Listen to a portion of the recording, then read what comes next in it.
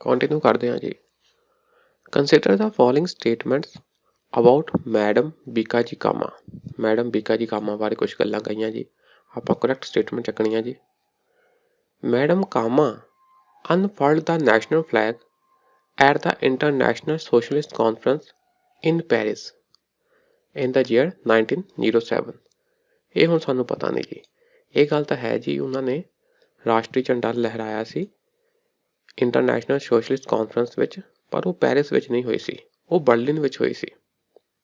ਇਸ ਲਈ ਇਹ ਗਲਤ ਹੋ ਜਾਂਦਾ ਜੀ, ਜਰਮਨ 'ਚ ਹੋਈ ਸੀ। Madam Cama served as private secretary to Dadabhai Naoroji. Dadabhai Naoroji ਦੀ ਪ੍ਰਾਈਵੇਟ ਸੈਕਟਰੀ ਵੀ ਰਹੀ ਸੀ ਇਹ ਗੱਲ ਸਹੀ ਹੈ ਜੀ।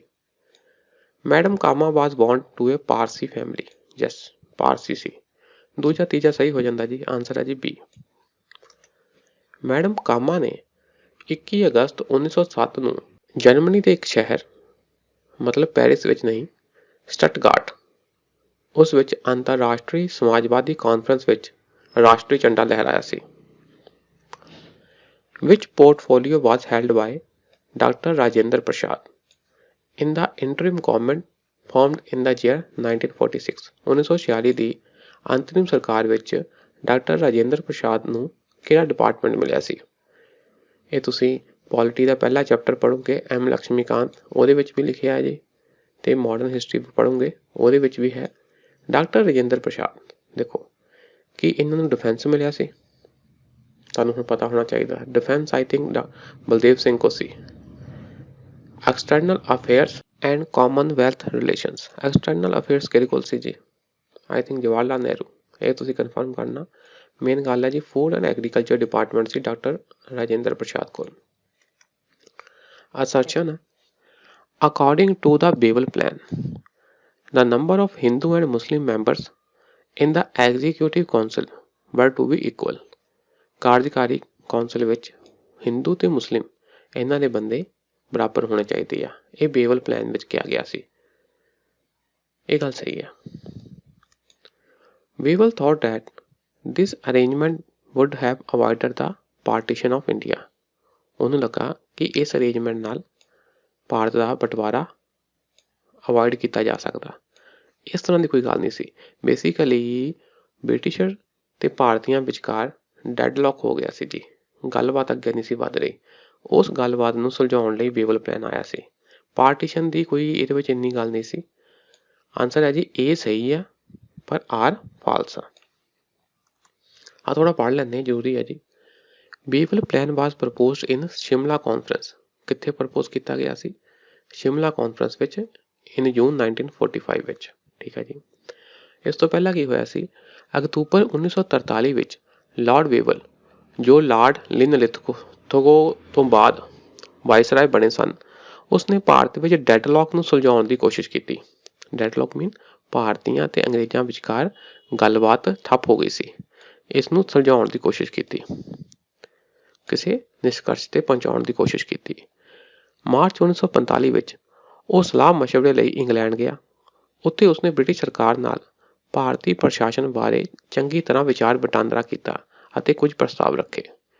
ਜੂਨ 1945 ਵਿੱਚ ਉਸਦੇ ਪ੍ਰਸ਼ਾਸਕਾਂ ਨੂੰ ਬੇਵਲ ਪਲਾਨ ਦੇ ਨਾਮ ਨਾਲ ਜਨਤਕ ਕੀਤਾ ਗਿਆ।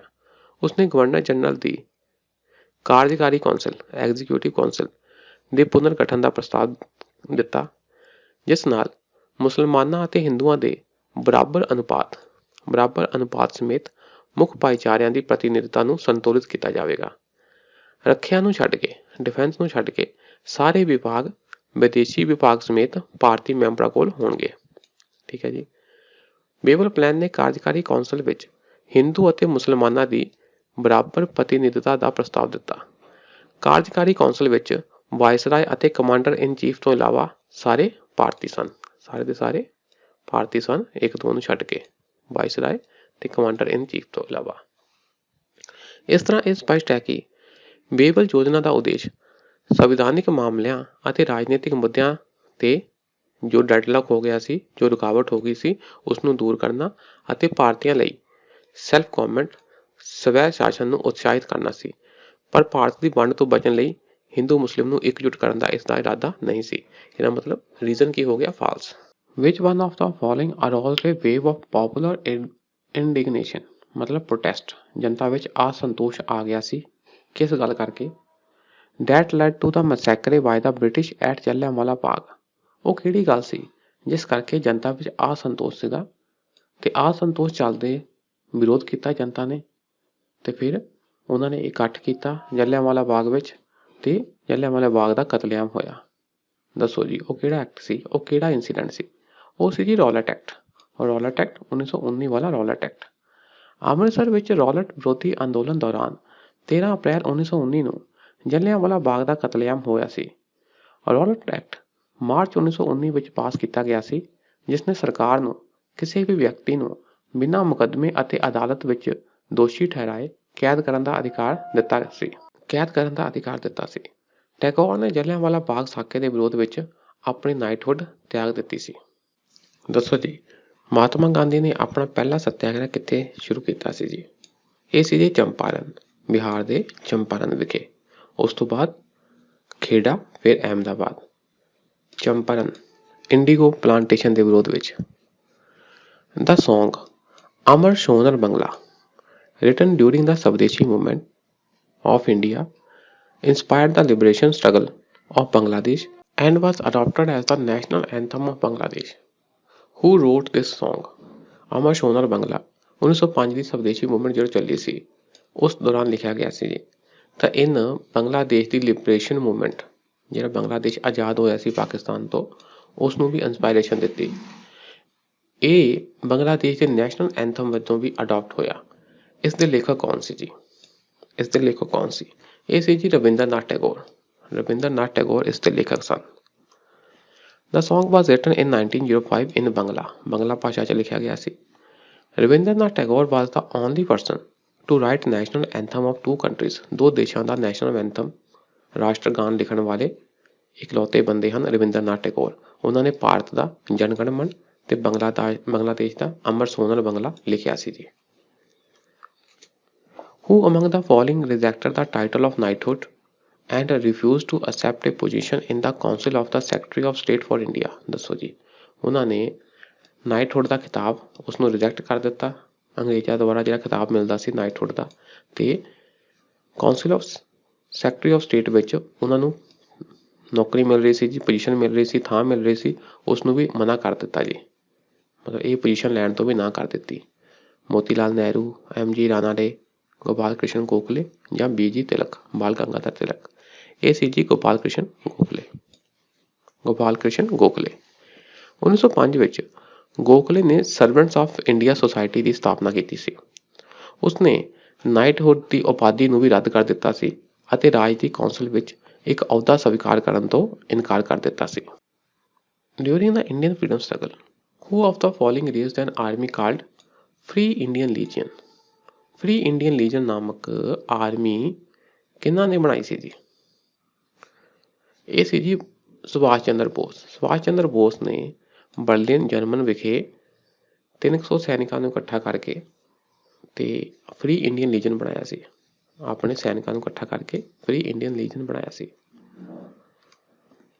Who suggested the reconstitution of the Viceroy's Executive Council in which all the portfolios, ਸਾਰੇ ਦੇ ਸਾਰੇ ਡਿਪਾਰਟਮੈਂਟ, ਉਹ ਕਹਿੰਦਾ ਕਿ ਵਾਇਸਰਾਜ ਦੀ ਕਾਰਜਕਾਰੀ ਕੌਂਸਿਲ ਨੂੰ ਦੁਬਾਰਾ ਬਣਾਓ ਤਾਂ ਜਿਹਦੇ ਵਿੱਚ ਸਾਰੇ ਦੇ ਸਾਰੇ department including the that of war members were to be held by the Indian leaders, ਉਹ ਇੰਡੀਅਨ ਦੇ ਹੀ ਹੋਣੇ ਚਾਹੀਦੇ ਜੀ। ਆਹ ਸਾਰੇ ਡਿਪਾਰਟਮੈਂਟ ਅਸੀਂ ਹੁਣੇ ਪੜ੍ਹ ਕੇ ਹਟੇ ਸੀ।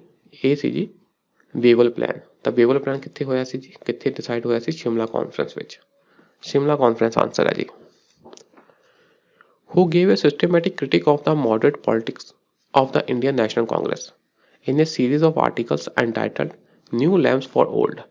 ਉਹ ਕਿਹੜਾ ਬੰਦਾ ਸੀ ਜਿਨ ਨਰਮ ਦਲੀਏ ਮੋਡਰੇਟ ਜਿਹੜੇ ਸੀ ਇੰਡੀਅਨ ਨੈਸ਼ਨਲ ਕਾਂਗਰਸ ਦੇ, ਉਹਨਾਂ ਦੀ ਪੋਲਿਟਿਕਸ ਨੂੰ ਕੀ ਕੀਤਾ? ਕ੍ਰਿਟਿਕ ਕੀਤਾ, ਉਹਨਾਂ ਉੱਤੇ ਟਿੱਪਣੀਆਂ ਕੀਤੀਆਂ। ਕਿਸ ਤਰ੍ਹਾਂ? ਇੱਕ ਸੀਰੀਜ਼ ਆਫ ਆਰਟੀਕਲ ਲਿਖੇ, ਉਹਨਾਂ ਦਾ ਟਾਈਟਲ ਸੀ ਨਿਊ ਲੈਂਪਸ ਫॉर ਓਲਡ।